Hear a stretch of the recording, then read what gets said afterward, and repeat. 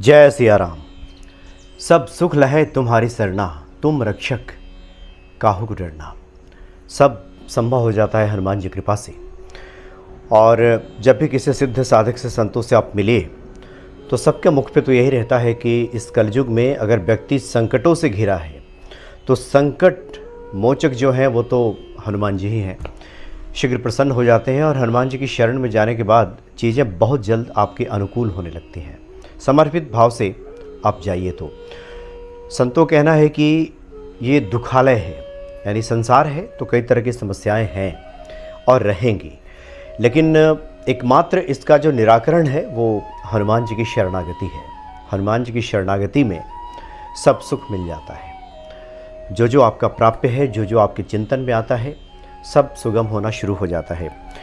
अभी 2-3 रोज़ पहले एक वीडियो अपलोड किया गया था 28 दिनों की साधना को लेकर, और वो ऐसी साधना, अकाट्य साधना है कि अगर किसी को कोई आर्थिक समस्या हो, रोजी रोज़गार की परेशानी हो, पैसा ना टिकता हो, यानी जीवन सुगमता से ना चल रहा हो, कोई ना कोई बाधा आ जा रही हो, तो ये जो 28 दिनों की साधना है ये बहुत ही कारगर साधना। इसके बारे में चर्चा की गई थी, लेकिन बहुत सारी जिज्ञासाएं उसके बाद सामने आ गईं कि हम ये 28 दिन की साधना करें तो जो पहला दिन बताया गया था खीर का भोग सिर्फ पहले दिन लगाएं कि 28 दिनों तक लगाएं, और पूजा करने के बाद हम आरती किसकी करें। चूँकि राम दरबार की पूजा की बात की गई है तो भगवान राम की आरती करें कि हनुमान जी की आरती करें। बहुत से लोगों के पास रामचरितमानस है और रामचरितमानस का जो मुख्य पृष्ठ है, जो कवर फोटो है, उस पर राम दरबार की तस्वीर लगी होती है। क्या उसे हम रख करके पूजा कर सकते हैं? माला फेरने के बारे में पूछा गया था कि क्या माला भी प्रतिदिन फेरना है, क्योंकि 108 बार माला करनी है आपको, यानी एक माला आपको करनी है। और ये जो पूजा है सुबह के बारे में कहा गया था। बहुत सारे भक्तों ने पूछा कि सुबह समय नहीं मिलता तो क्या हम शाम को कर सकते हैं। इस तरह की तमाम जिज्ञासाएं सामने आई है। संक्षेप में एक बार फिर से हम आपको बता देते हैं, आप भी अगर इस तरह की समस्याओं से बाहर आना चाहते हैं जिसकी चर्चा हमने पहले की, तो आप किसी भी रविवार से ये साधना कीजिए। अभी शुक्ल पक्ष का रविवार बहुत जल्द सामने आ रहा है, इससे आप साधना शुरू कर सकते हैं 28 दिनों की। 28 दिनों की साधना पूरा व्रत नियम के साथ करना है आपको, यानी लहसुन प्याज तक का परित्याग आपको इस साधना के लिए करना होगा, बिल्कुल शुद्ध सात्विक रह करके। तो जो रविवार, जिस दिन से आप साधना शुरू करने जा रहे हैं, उसके पहले कुछ तैयारी कर लीजिए। उसके एक दिन पहले से लहसुन प्याज का परित्याग कीजिए। आपके घर में भगवान राम की, राम दरबार की तस्वीर ना हो तो वो लेकर के आइए, या फिर रामचरितमानस हो तो रामचरितमानस को भी सामने रख सकते हैं, अपने पूजा स्थल पे रख दीजिए, वहाँ पे उसमें भी राम दरबार है। और अगले दिन आपको जब जगे रविवार को, तो सुबह जगने के बाद कोशिश करें कि सूर्योदय के पहले हम जगें और भगवान सूर्य को सबसे पहले जलाभिषेक करें। उसके बाद अपने पूजा स्थल पे आ जाएं, और पूजा की तैयारी में आमतौर पे भक्त करते ही हैं, उनके घर में घी की व्यवस्था होनी चाहिए। घी का दीपक जलाएं भगवान राम दरबार के सामने। और राम दरबार में सभी देवी देवता विराजमान होते हैं। भगवान शिव, यानी कि वैष्णव शक्तियाँ, शैव शक्तियाँ और शाक्त यानी माता जी स्वयं विराजमान रहती है राम दरबार में। तो इस तरह से एक सम्मिलित पूजा आपकी वहाँ पे हो जाएगी। तो सबसे पहले घी का आप दीपक जलाइए और विधि विधान से पूजा कीजिए जितना आपसे संभव हो सके। और उस दिन आपको खीर का भोग लगाना है। चावल की खीर बनाइए और उसमें तुलसी दल डाल करके भगवान राम को अर्पित कीजिए। राम रक्षा स्तोत्र का पाठ भी कर सकते हैं आप, या राम नाम का कुछ देर आप संकीर्तन कर सकते हैं। और उसके बाद हनुमान चालीसा का पाठ कीजिए, और फिर एक माला, जो तुलसी की माला आपने रखी है, उस तुलसी की माला से विश्व भरण पोषण कर जोई, ताकर नाम भरत अस होई, इसका आपको जप करना है। एक माला, 108 माला नहीं, एक माला। एक ज़्यादा कर सकें अच्छी बात है, कम से कम एक माला। आपको जप करना है, विश्व भरण पोषण कर जोई ताकर नाम भरत अस होई। और फिर उसके बाद आरती कीजिए। आपने पूछा है कि हम किसकी आरती करें, तो राम दरबार की आप पूजा कर रहे हैं तो सबसे पहले तो भगवान राम की आरती कीजिए।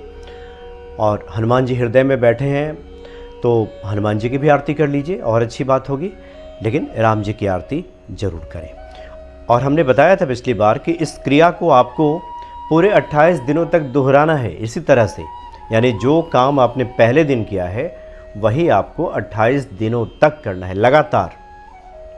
किसी भी रविवार से जब आप शुरू करेंगे तो वहाँ से गिनती कर लीजिए कि अगला 28 दिन कब पूरा होता है, और लगातार 28 दिनों तक ये साधना कीजिए।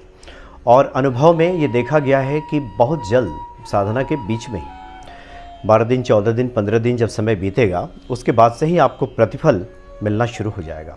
कुछ संकेत आपको मिलने शुरू हो जाएंगे, रास्ते मिलने शुरू हो जाएंगे। हमने पिछली बार भी कहा था कि बहुत सारे ऐसे भक्त हैं जिनका अनुभव है कि जिनके सामने कोई रास्ता नहीं था, कोई राह नहीं सूझ रहा था, उसके बाद उन्होंने इस मंत्र का जप किया, भगवान राम को पूरे राम दरबार के सामने खीर का भोग लगाया, उसमें तुलसी दल डाल करके, और 28 दिनों तक किया गया। तो भगवान राम की प्रसन्नता से अष्ट सिद्धि नवनिधि के दाता हनुमान जी जब चाहते हैं तो सब घर में आ जाता है, सुख संपत्ति सब मिल जाता है।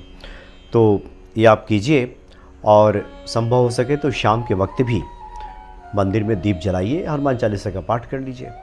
देखिए, अधिक से अधिक कितनी भी पूजा की जा सकती है, अधिकस्य अधिकम फलम, ऐसा कहा गया है कि जितनी ज़्यादा आप पूजा करेंगे उतने ही ज़्यादा फल होगा। कितना करें, जितना कर सकें, कम से कम इतना कीजिए। जो हमने बताया है आपको कि कम से कम इतना तो आप ज़रूर कीजिए। तो रामचरितमानस का ही फ़ोटो लगा सकते हैं, बहुत सारे लोगों ने ये पूछा है। तो उम्मीद है कि अब आप जो 28 दिनों की साधना करेंगे तो इन सब नियमों का आप पालन करेंगे, और निश्चित तौर पे हनुमान जी आप पे कृपा करेंगे। वैसे देखिए, वैसे भी हमने शुरू में कहा कि संसार को दुखालय कहा गया है, दुख का घर भी कहा गया है। नानक दुखिया सब संसार, यानी नानक जी भी कहा करते थे कि जो पूरा संसार है दुखिया है, दुख में लोग हैं और सुखों की तलाश में लोग रहते हैं, लगे रहते हैं। तो ईश्वर की शरण में जाने के बाद, हनुमान जी की पूजा आराधना करने के बाद जो भी हमारा जो प्रारब्ध है, जो भवितव्य है, उसमें भी बदलाव आता है। यानी कि हमारे जो बुरे कर्म हैं, जो बुरे फल हैं, वो धीरे धीरे कटने शुरू हो जाते हैं। और एक बहुत अच्छी बात है, किसी से बातचीत हो रही थी तो उन्होंने कहा कि भारत में लगातार त्यौहार आते रहते हैं। एक त्यौहार गया नहीं कि दूसरा त्यौहार आ जाता है, दूसरा गया नहीं कि तीसरा आ जाता है, और पूरे साल भर ये क्रम बना रहता है। इसके पीछे देखिए बहुत ही तर्कसंगत बातें हैं, और इसके पीछे बहुत ही गहरा तर्क है।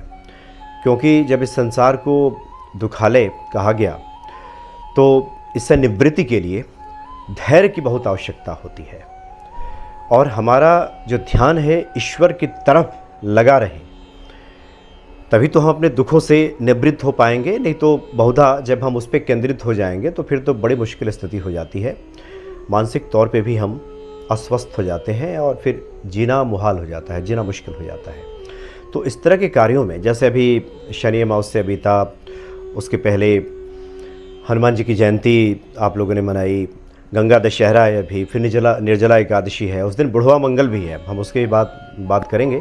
जिस दिन निर्जला एकादशी है उस दिन आखिरी मंगल है, जो बड़ा मंगल है, हनुमान जी की पूजा का विशेष महत्व है।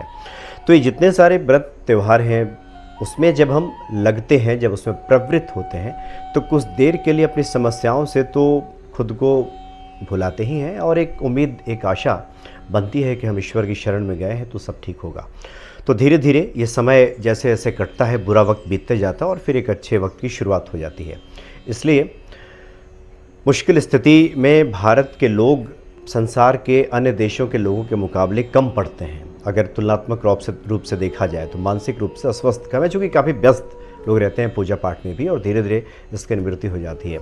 कुछ उदाहरण के तौर पे अगर हम बताएं तो कई बार जो हनुमान भक्ति का जो ऑफिशियल नंबर है, जिस पे आप व्हाट्सएप करते हैं, और जब हमें समय मिलता है तो हम उसका जवाब भी देते हैं कमेंट्स के माध्यम से भी, और अब तो वीडियोज़ के माध्यम से भी जवाब देने की कोशिश हो रही है कि विस्तार से बातचीत हो जाए।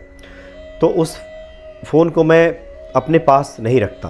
वो चूँकि ऑफिशियल नंबर है तो मेरे पास नहीं रहता वो, कभी कभी मेरे साथ रहता है। तो एक बार की बात है, हम कहीं निकल रहे थे, इधर वृंदावन की तरफ ही जाना हो रहा था और गाड़ी मैं ड्राइव कर रहा था, तो गाड़ी के ब्लूटूथ से वो फ़ोन कनेक्ट था।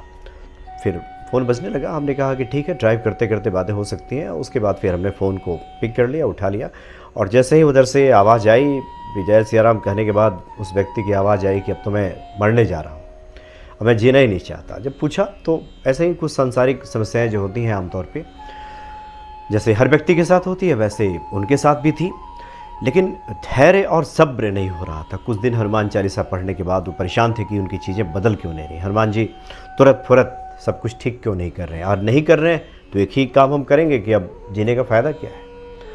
तो इस तरह की जो प्रवृत्ति लोगों के अंदर आती है, वो लोग जब पूजा पाठ में प्रवृत्त होते हैं, जब लगते हैं, तो खुद की समस्याओं से कुछ तो वो विमुख होते ही अलग हो जाते हैं, अपने को भुलाते हैं, और फिर धीरे धीरे ईश्वर के प्रति जब उनकी भक्ति बढ़ती है और जो चित्त की जो स्थिति है ईश्वर की तरफ जब लगती है, अपनी समस्याओं से जब हटती है, तो उन चीज़ों को हम अपनी तरफ आकर्षित करना, उस भाव में बहना जब शुरू करते हैं तो चीज़ें अनुकूल होने लगती हैं। इसलिए भारत में जितने भी व्रत त्यौहार हैं वो करने की ज़रूरत होती है। वैसे तो हनुमान भक्ति पे अक्सर मैं कहता हूँ कि और देवता चित्त न धरी, हनुमत से सर्व सुख करे। एक हनुमान जी की पूजा कर ली जाए तो सब ठीक हो जाता है, लेकिन ये भक्ति जैसे इस उच्चतर अवस्था पे आती है तब स्थिति आती है कि हनुमान जी में ही सब दिखने लगते हैं, सभी देवी देवताओं का प्रतिरूप हम देख लेते हैं। लेकिन शुरुआती दौर में जितने भी व्रत हैं, त्यौहार हैं, पूजा पाठ है, उस सब करने की आवश्यकता होती है, जितना आपको समय मिले, जितना सामर्थ्य हो। अब ये ना कहें कि समय कहाँ है आजकल के लोगों के पास, लेकिन उसी अनुपात में जो मानसिक परेशानी, मानसिक उद्वेलन, मानसिक रूप से अस्वस्थता, ये भी बढ़ी है। इसलिए भारत में जितने सारे जो व्रत त्यौहार मनाए गए हैं उसका एक वैज्ञानिक आधार भी है, वैज्ञानिक कारण भी है। जब आप उसमें प्रवृत्त होते हैं तो आपके अंदर एक भरोसा कायम होता है कि कोई तो है जो मुझे संभालेगा, मेरी रक्षा करेगा, इन विपरीत परिस्थितियों से मुझे निकालेगा, कोई तो है संकट मोचन जो इन संकटों से बाहर निकालेगा।